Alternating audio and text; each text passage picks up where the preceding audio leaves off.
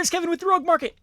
Here with my first ever Jumpstart booster box opening from Dominaria United. Now, I have mixed feelings about this product. First of all, I think there is just way too much Dominaria product out there. Jumpstart is adding even more on top to an overloaded, oversaturated, what they're releasing with every set. So now we have theme boosters, we have commander decks that come out with every set, collectors, set boosters, draft boosters, and bundles, and now even Jumpstart boosters. And I know that each one of them plays a little bit of role of what customer that Wizard of the Coast is targeting. However, I think they need to scale back on maybe the quantities. So maybe set boosters is what they want the majority of people to buy, so that's what they're going to print heavy on. And maybe they should cut back on draft and just print enough for like events and stores. Maybe that should be the premium product for, or the exclusive product for game stores. That's what I suggest. Then they can keep doing these like Jumpstart theme boosters. Theme boosters, I definitely think are the worst product. I get what role they play. They're kind of that clickbait buy for new players at the checkout stand. Like, oh, I need some black cards to go with my black deck that I'm building, so I'm going to buy a theme booster. But they are just terrible value. You can't get foils. You have, what is it, 1 in 6 chance of getting a double rare, and they cost twice as much of a regular booster pack. And it's the EV of those are absolutely horrendous in my opinion for the theme boosters. However, Jumpstart, another problem I had with Jumpstart is the first original Jumpstart I thought was a product that was very discombobulated for what it wanted to do. It was supposed to be a new player experience, but it harkened me back to the days when they put the Legacy Merfolk card. I can't remember what that card is called, where it has protection from everything, or protection from everything your opponent has.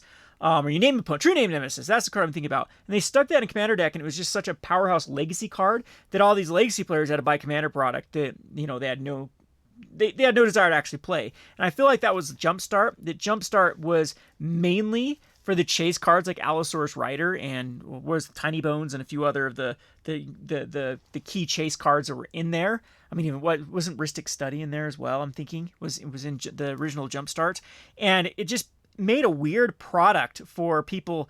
Then, you know, there was a huge lopsidedness between powerful cards and crap cards. And even in the commons uncommon slot, there was a lot of just weird inclusions. You just scratch your head like, why'd they put a 2/3 zombie in here? I mean, I get it. It's a zombie, so it works. And it wasn't even just in that. It would be in like the graveyard. There would be like a zombie theme, and there would be a graveyard theme, and it both have this vanilla 2/3 garbage card. Like, man, maybe you could have tried to synergize a little bit more with what the theme was. So I opened up one pack again, and it does seem these are a little bit better. So first of all, they got rid of the Jumpstart symbol. So you're going to have other cards in here that aren't included in the main set. And you only get 8 lands, not... Did you get 9 lands last time? And it was an 18 lands. So this one's only 8. 1, 2, 3, 4, 5, 6, 7, 8. Looks like you get a stained glass, and you get 2 foils. So at least that was in the pack of mine. And then so lands a little bit lighter on the and for 40 card deck 16, yeah, that's about right. 17 if I higher converted mana cost stuff. But 18s was just overkill for sure. So again, the whole idea of Jumpstart was to take 2 packs, shuffle them up, and you can play. And they did have the lands that helped you, the tap lands that you could name a color. They don't look like they're included in there, and that was a feel-bad experience if you got 2 of the same color, so I guess they kind of fixed that with this, and maybe just get more mana screwed. So this was a fun little theme here. This one was, don't even know what I just did with the card, what this was called, but something corpse. I don't know, but it's a token-based theme is what this one was. So the rare was Sarah Redeemer, which is not in the set. It says whenever another creature with power 2 or less enters the battlefield under control, put 2+1 counters on that creature. So all your tokens become pretty big. And then it actually, it doesn't trigger itself. And then the Sarah Paragon, which was a mythic, so we actually got 2 rares. Oops, I'm off camera here. Once on each of your turns, you may play a land from your graveyard or cast a permanent spell with mana 3 or less from your graveyard. If you do, it gains when this permanent is put into the graveyard from the battlefield exile, you gain 2 life. So it's kind of fixed Luris is what Sarah Paragon is, with a nice little 3/4 body on it. So again, these are both pretty decent cards. I mean, of course, the Sarah Paragon might be, I mean, it's from the set though, so it's not going to be chased like the Allosaurus Rider was. And then we had Love Song of Night and Day, which is a cool little saga which creates a bird and then puts a counter. So far you're definitely synergizing. Join forces, definitely is synergized with the go wide strategy. Prayer of the Binding, removal spell, it's fine. Argrivian Phalanx, which costs less for each creature you have, sure. because since you're going to be putting out cards, looks like there is a nice little decent curve here. It actually looks like did they curve? Yeah, so that's how, I'm opening the pack backwards how we opened it. So then we have 4, 3, 2, or 3, 3, 2, 1. And so there's a decent little curve. So I got to give them kudos for that. That seems to be better. I remember from the other Jumpstart, there was just a lot of weird middle, like a bunch of 3 converted mana cost stuff. And it was just very, very awkward of a play experience. So hopefully this one actually turns out better. I'm giving this one, this kind of theme to this one, much better. There aren't any like dead cards in here that are completely worthless that you wouldn't be like, I don't want to play that. Even this Clockwork Drawbridge is fine. It's kind of has that soldier type feel to it. So anyway, let's open up this booster box. I don't know how many packs will do, because I just have to give some of these out as prize. So let's go ahead and see what we got here for a couple of these Jumpstarts. And I'll give you my conclusion on this product. First of all, I think Wizards needs to step it back on stuff. Like Double Masters just insanely wreck the market right now. We are seeing some things recover. I need to do a video. I know I always say that. But we are seeing some things recover that hit their bottoms. I think like even Forgotten Realms seems to be moving again, which is kind of interesting. So I'm actually thinking Magic will have a recovery if Wizards can just scale it back a bit on stuff. I think something needs to go, whether it be like Secret Layers or, you know, these every 2 years putting out a Masters product. Okay, Beast Territory. Beast Territory, probably going to be beasts. We have a defender. List the top 6 cards of your library, reveal a land card, and put on your hand. Sure, 2 mana, 0/2 plant wall. So again, it's trying to stabilize it first. Sunbathing Rootwalla is a lizard, not a beast, and has domain, which is very kind of worthless in this. So I don't really like that card. And that's the key card to that. So we get +2/+2 and a Jumpstart for 4 mana, which isn't that great, but it's a bear. We have the Deathbloom Gardener, Death Touch 1/1, a 4/4 reach for 4, a Territorial Marrow. Marrow's power and toughness are each equal to twice the number of basic lands. Okay, this was stupid. This one sucks because domain you only get 2 options. You don't have any other way to get like other lands in here. Oh, I see what it's doing. Never mind. I spoke too soon. It's going to include every one of the lands here, which I don't know how I feel about that though, because you're going to be very slow. So then we have Enlist 4/5, can't be blocked by creature powerless. 7/7 for 7, trample, gain life. And that, did they even separate it into creatures? And then, oh, that's kind of neat. So they curve. That is interesting how they did these packs. So you can see they did the converted mana cost lower for all of your creatures going up to commons and uncommons. And then they go into your spells. So I wonder if there'll be different iterations of these like there was last time. You could get like different rares and different cards that are included. So then we have the Bite Down. Deals damage equal to his power to target creature or planeswalker you don't control. Broken Wings to destroy an artifact, enchantment, or creature flying. The Slimefoot Survey. Search your library for up to 2 land cards that have a basic land type. Put them on a battlefield tapped. And shuffle. Look at the top of his card's library. X is the number of basic land cards from among lands you control. Put one of them on top and one on bottom. So you're going to be able to fix with this one. And we have the Llanowar Green Warden, which has domain, which then can return it back 1 time. It's a 4/3 reach trample for 3 mana. And we have the Briar Hydra, which has domain. Hydra deals combat damage to player, put X counters, whereas the basic land types. So in this one, we have our stained glass, and we have one of each of the cards that go with. But so far, I'm not a big fan of this one. So I guess this is the card that was not in the actual Dominaria set. So the Briar Hydra, yeah, the 6/6 for 6 mana that then can get bigger and bigger. It does have trample, and we have the 2 foil lands. So there you have it with the Beast. So I don't think those two synergize the greatest together, because this one wants to go wide and that one wants to kind of go like big with domain stuff. All right, let's open up another one of these bad boys and see what we got. We have a Ready to Charge. So this one's probably pretty quick. Probably would have synergized with our white deck. We have the Electrostatic Infantry. Whenever you cast an distortion spell, put a +1 counter on. That's a pretty good card. That is a pretty good card. I haven't looked at the set, so I don't know what it included. But yeah, whenever you cast an distortion spell, you put a +1 counter and it's got trample. Great little card there. Great thing to go with Ops. We have the Yavamaya Steel Crusher. You can destroy an artifact by sacrificing it, and it's a 2/2 within list, so it can get bigger. Kind of curves nicely with your 3-drop that you put out. because Enlist gets around. Oh, without Summoning Sickness. Never mind. Enlist does not allow you to tap down creatures with Summoning Sickness. Then we have the Balduvan Berserker. Deals combat damage, or when it dies, it deals damage equal to its power to any target. 1/3, and then Enlist, which is kind of cool, I guess. I guess that's okay. The Dragon Whelp gets a reprint, or, yep, this is Dragon Whelp. That's a reprint.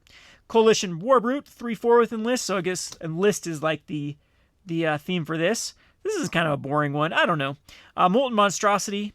Spell costs X less to cast, where X is the greatest power among creatures you control.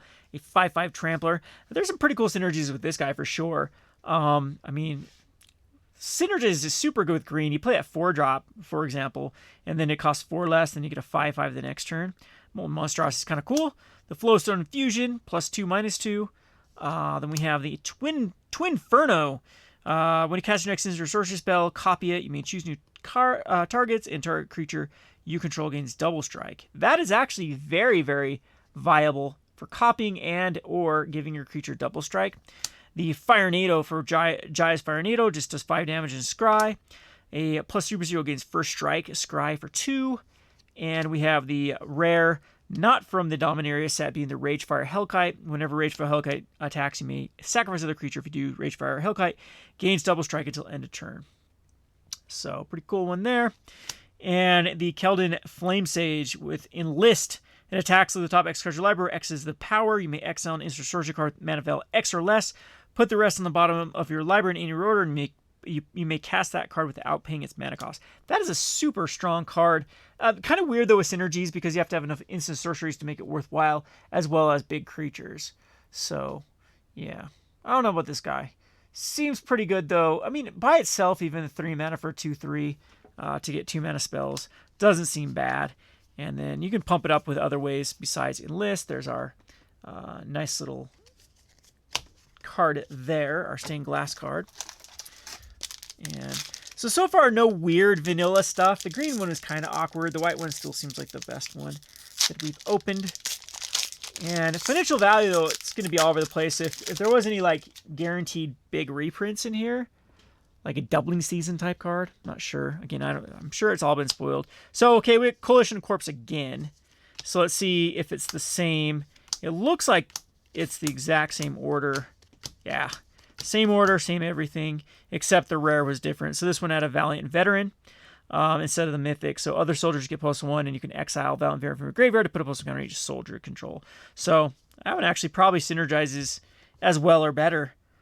2 mana too as well. It's a Lord at 2 mana. So really good. And then we'd have the Serra Redeemer as well. And it does look like the 2 foils. So it would have been really good if we opened these 2 packs together for our Jumpstart.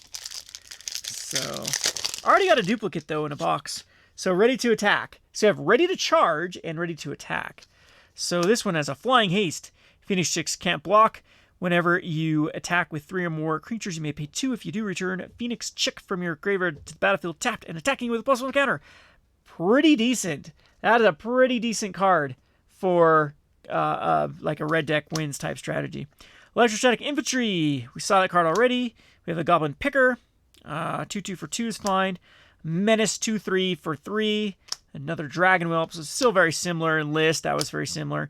Hammerhand got a reprint, huh? Pretty good card. I like this when it was in standard last time around. Lightning Strike got a reprint too. This is typically very useful in all the standards. Firenado to Inferno. And we have the Ragefire Hellkite, which is the art for this one. Whenever it attacks, you may sacrifice another creature. If you do, Ragefire Hellkite gains double strike. 5/3. Woo! That can finish off the game in 2 swings. And the Radha's Firebrand. Whenever Radha's Firebrand attacks target creature defending player controls with power less than Radha's Firebrand, power can't block this turn. And it's got Domain. Gets +2/+2. So pretty decent though, just with the stats. And got our nice little stained glass. And we got this little sucker going. All right, a couple more of these. And there's a Monster Territory. Wonder if they've been in the same row. The greens, I guess the white one was from a different box. So I guess we didn't hit a duplicate because the other one was from a different box. I'm ahead of myself here. So we have the Floriferous Vine Wall again, and the Sunbathing Root Wall again.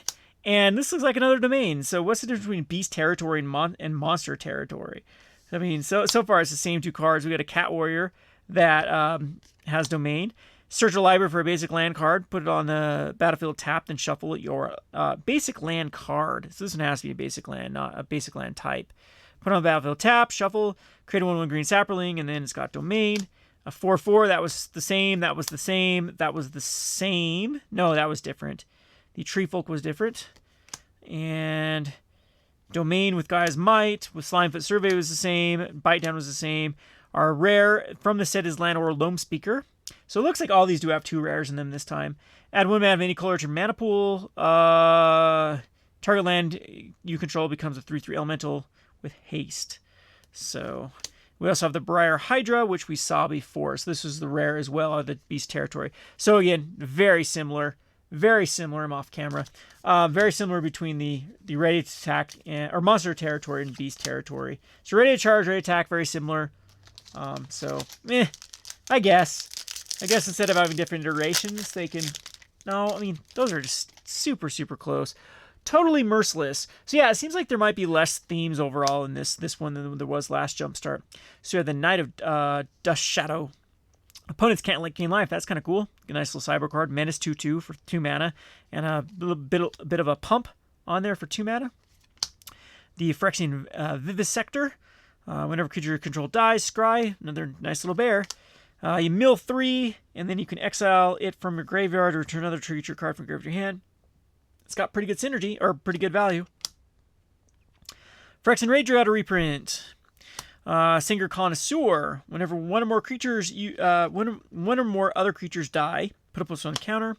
Triggers once per turn. Pretty decent stats for 3/3 for 5. Withering Necromass. 1 less for each card in your graveyard. Death Touch. So we're seeing that domain, power, number of creatures out, creatures in your graveyard. Card creature gains indestructible and Death Touch. Pilfer. Target player reveals their hand. You can choose an online card. They discard it. And we have Braid's Frightful Return. You may sacrifice a creature. If you do, each opponent discards a card. Return target creature card from your graveyard to your hand. And target opponent may sacrifice an online non-token permanent. If they don't, they lose 2 life and you draw a card. So pretty good value on this. Extinguish the Light. Nice little removal spell. Our non-rare out of the set was the Tyrannical Pit Lord. Flying Trample. Enters the battlefield, choose another creature control. The chosen creature gets +3/+3 and has flying. When the pit leaves the battlefield, sacrifice a chosen creature. So that's a little bit of a liability there, but it's good tempo swing. In limited, this is a pretty sweet card. But again, it's not in limited. That's what's kind of weird about this card. It's just from the Jumpstart, so would have been nice in the draft. And with the Raven Man, beneath each end step, if your player discard a card this turn, you get a 1/1 Blackbird. Can't block, and each opponent discards a card, activates as a sorcery. Okay, we got this beautiful stained glass. I want to say mountain, but that is a swamp. All right, let's see if we can find a blue deck here and call it good. We'll open up till we find a blue deck and see what we're after with blue. So, again, soldiers. Domain seems to be the attacking within list. Yeah, kind of boring. We have totally ruthless now. So totally merciless, now totally ruthless. So, again, utilizing the graveyard, returning to the battlefield. Activate only if a non-skeletal creature died in your control this turn. Phyrexian Vivisector, Splatter Goblin. So another Phyrexian Rager. So very similar cards so far. Yeah, Singer Connoisseur, Bone Splitters. So this one seems to be wanting to sacrifice creatures more than the other one. The other one you'd utilize the graveyard. This one's using sacrifice. I mean, they're both so similar. Same card. Same card for the rare. And the Defiler of Flesh, Menace, whenever you cast, as initial cost to cast black permanent spells, you may pay 2 life. Those spells cost 1 black less to cast if you paid life this way. Wow. Okay, there are some broken things that are going to be able to happen with this guy. This effect reduces only the amount of black mana you pay.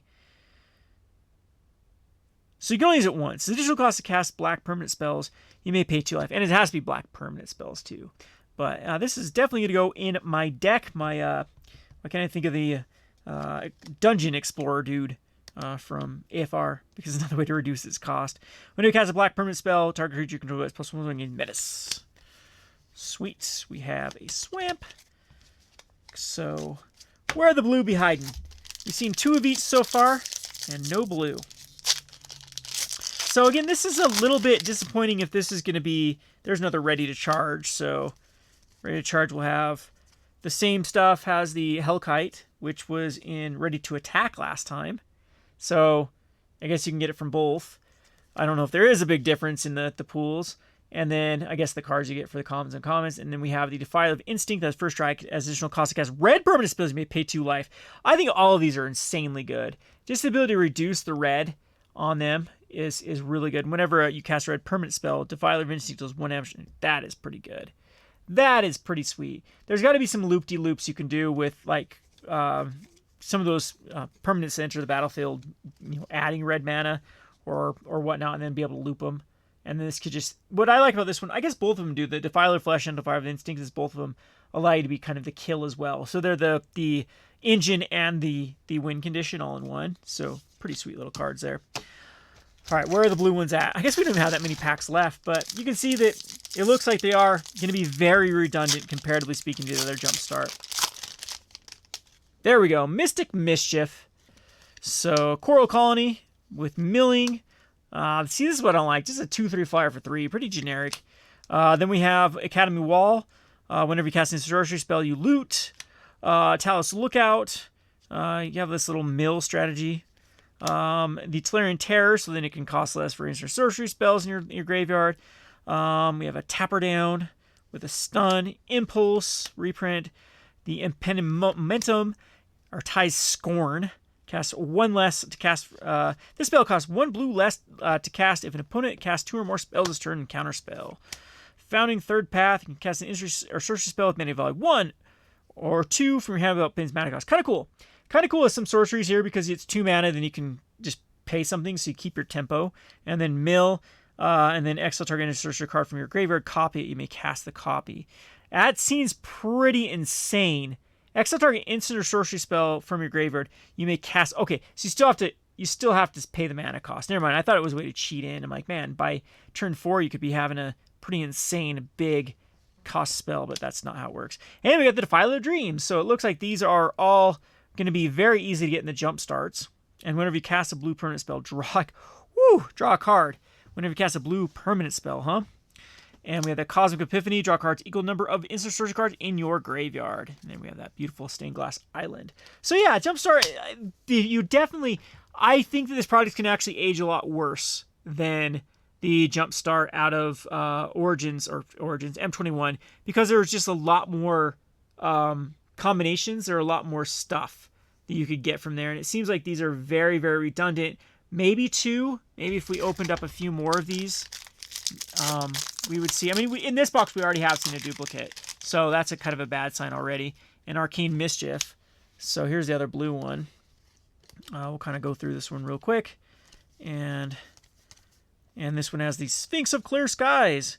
Domain, whenever Sphinx of Clear Skies deals combat damage to player, reveal the top extra treasure library, excess number of basic lands among cards. Opponent separates those into 2 piles. So it has like kind of a factor fiction things with it. So, and then we have the Cosmic Epiphany again. See, the rares are duplicate out of these. They're not even like different rares you can get from both say Mischief, both say totally ready to attack, ready to charge, territory. Yeah, so yeah, but I don't think, just for good measure, we'll do one more. But it seems like we've seen everything already. And so even one box, I wonder if you get everything out of one box. Collision Corpse again. So this is the 3rd one of these. And it does have a different rare this time around with the Archangel of Wrath, but it's always the Sarah Redeemer, so it's always going to be the same. I thought yeah, so that's my 3rd Sarah Redeemer out of here.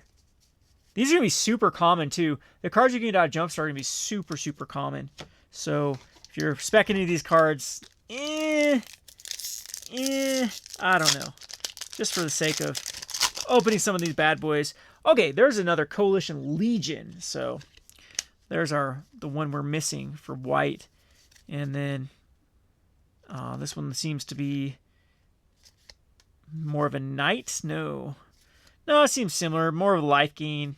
This one's just all over the place. Looking at it. We have the Anointed Peacekeeper. Enters the battlefield. Look at opponent's hand, then choose a card name. Spells cost 2 more. And after the abilities from the source of the chosen name cost 2 more. Then, yep, Sarah Redeemer. Again. So, did we see any different ones out of Totally Merciless? So what was the Totally Merciless's rare? The Totally Merciless's rare was going to be the Tyrannical Pit Lord, I think, was the Totally Merciless. Yes, so this is going to be Tyrannical Pit Lord. Okay, these are common as hell. That's Jumpstart only has these then. So there's only one per color that has unique cards. Yeah, kind of awkward. There's Braids, Arson Nightmare. So it looks like you can get like, there probably is a bunch of, have we hit any duplicate rares out of non-Jumpstarts? I don't think we have. Being very unstepping, we sacrifice an artifact, creature, enchantment, land, or planeswalker. If you do, opponent may sacrifice a permanent that shares a card. If they don't, they lose 2 life and you draw a card. So yeah, one more. Let's just do one more. As I said, I was going to open up the entire box and then proceeded to open up the entire box. There's the mischief again. So, yep, Cosmic Epiphany. These are going to be common as common gets. Crazy. And a Silver Scrutiny. 2 draw spells. You'll dry yourself out with this one. So yeah, I actually don't like this product. I think this product's terrible because there's just not enough variance in it. So it's going to get very redundant very quickly. You're going to be playing like against... So if you go... Basically, you sit down, there's 5 different decks. Because the red decks, the white decks, the blue decks, the black decks, they're all insanely similar. Wow. What a fail. So, man, I had high hopes for this. But this is just a complete fail of a product. It's way too redundant. You don't even need a box to fill the experience. Like, at that point, they should just let you kind of choose which one, rather than being random, because it's just like, your options are, you have 1 in 5, basically, to get the rare you want. And kind of the theme, like, they have the same themes. So, do not like this product whatsoever. Huge fail on Wizards' part. Why? Why in a, like, at that point, they could have just put it in a 10, I don't know. I don't know how I feel about this. Let me know in the comment section below what you feel with this one. I don't think it's going to age well either. I think it's just too redundant for the stuff you get. I mean, they might as well not even call these rares if it's the same one per, like every one. Both of them have the same black rare and blue rare. And so it's just, you get a random, so it's like a booster pack with a guaranteed rare that you know you're going to get and a lot of other guaranteed cards. And then, yeah, not a fan. Definitely not a fan of this. Maybe the play experience is okay, but again, this just feels like another awkward, kind of weird, wishy-washy product. Disappointed. That's my overall feeling for the product. Kevin with the Rogue Market. If you enjoyed this video, give it a like, subscribe, thumbs up, all that good stuff. And I'm going to do some market analysis coming up later this week on about a bunch of the Commander decks that are seeing a lot of play. There are a lot of sleepers, in my opinion, of cards still that have yet to go up. There are some goodies. So be looking for that. Kevin with the Rogue Market. Thanks for watching.